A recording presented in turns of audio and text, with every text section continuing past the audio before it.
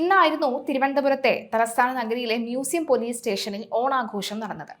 ഓണാഘോഷം അവിടെയുള്ള പോലീസ് ഉദ്യോഗസ്ഥരെക്കാൾ ഏറ്റവും കൂടുതലും ആഘോഷിച്ചത് അവിടെ ഒപ്പിടാൻ വന്ന പ്രതികളാണ്.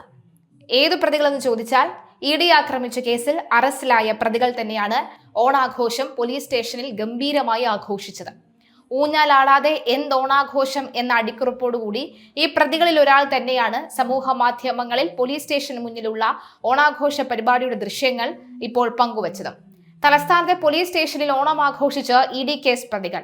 CPM മുൻ കൗൺസിലർ IP ബിനു അടക്കമുള്ളവരാണ് ജാമ്യം ലഭിച്ച പുറത്തിറങ്ങിയതിനു ശേഷം ഓണാഘോഷത്തിൽ പങ്കെടുത്തത്. ഇ.ഡി. ഉദ്യോഗസ്ഥരെ ആക്രമിച്ച കേസിൽ ജാമ്യത്തിൽ ഇറങ്ങിയ പ്രതികൾ മ്യൂസിയം പോലീസ് സ്റ്റേഷനിൽ ഒപ്പിടാൻ എത്തിയപ്പോഴാണ് ആഘോഷം നടത്തിയത്. ആഘോഷത്തിന്റെ ഭാഗമായി റീൽസും ചിത്രീകരിച്ചു.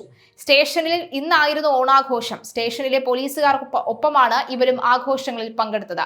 ഇത് ഗുരുതരമായ ചട്ടലംഘനം തന്നെയാണ്. ആഘോഷ പരിപാടികൾ ചിത്രീകരിച്ച് IP ബിനു സോഷ്യൽ മീഡിയയിൽ പ്രചരിപ്പിക്കുകയും ചെയ്തു. ഓണാഘോഷത്തിനെത്തിയ പോലീസുകാരുടെ അതേ നിറത്തിലുള്ള ഷർട്ട് ധരിച്ചെത്തിയാണ് ഇവരും ആഘോഷങ്ങളിൽ പങ്കെടുത്തത്. പോലീസ് സ്റ്റേഷന് മുന്നിൽ വെച്ച് ഊഞ്ഞാലാടുന്ന റീൽസ് ചിത്രീകരിക്കുകയായിരുന്നു. റീൽസിന് ശേഷം ഊഞ്ഞാൽ അഴിച്ചുമാറ്റി. ഇത് പ്രതികൾ ഒപ്പിടേണ്ട ദിവസമായിരുന്നു ഇന്ന്. സംഭവത്തിൽ സ്പെഷ്യൽ ബ്രാഞ്ച് അന്വേഷണം ആരംഭിച്ചിട്ടുണ്ട്. ഇത്തരത്തിൽ ഓണാഘോഷം നടത്തി ഊഞ്ഞാലാടി പോകാൻ വേണ്ടി മാത്രം ഇത് ഈ പ്രതികളുടെ ബന്ധുവീടാണോ എന്ന് പോലും ചോദിക്കുന്നവരുണ്ട്.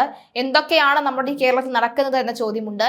ഇത് തീർച്ചയായിട്ടും ആഭ്യന്തര വകുപ്പിന്മേൽ വെക്കുന്ന റീത്താണ് എന്ന് പോലും പറയുന്നുണ്ട്. ഗുരുതരമായ കുറ്റകൃത്യം, അതായത് ഇ.ഡി. ആക്രമിച്ചു എന്ന് പറയുന്നത് ഒരു അന്വേഷണ സംഘത്തെ പൂർണ്ണമായും ഇല്ലാതാക്കാൻ ശ്രമം നടത്തി. ഇ.ഡി. ഹൈക്കോടതിയിലടക്കം ഇ.ഡി. ഉദ്യോഗസ്ഥരെ വധിക്കാൻ ശ്രമിച്ചു എന്ന് പോലും ആരോപിച്ച അല്ലെങ്കിൽ അത്തരത്തിൽ വാദിച്ച ഒരു കേസിലെ പ്രതികളാണ് ഇത്തരത്തിൽ പോലീസ് സ്റ്റേഷന് മുന്നിൽ അഴിഞ്ഞാട്ടം നടത്തിയിരിക്കുന്നത്.